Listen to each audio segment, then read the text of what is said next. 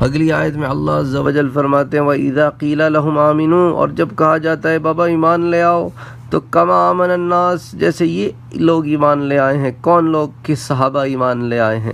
یعنی اس آیت سے پتہ چلتا ہے کہ صحابہ کا ایمان اللہ تعالیٰ نے یہاں پر بطور ایک رول ماڈل پیش کیا ہے کہ ایمان لاؤ، اور ایسے ایمان لاؤ جیسا میرے یہ بندے ایمان لے آئے ہیں جو حضور کے صحابہ ہیں۔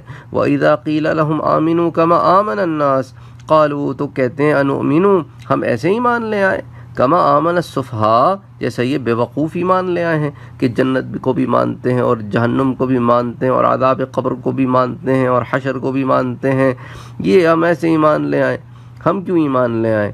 تو وہ تو ان کو بے وقوف جانتے ہیں۔ الا انہم هم السفہاء، دراصل یہ خود بے وقوف ہیں، ولکن لا يعلمون، اور عالم یہ ہے کہ جانتے بھی نہیں ہیں کہ ہم بے وقوف ہیں۔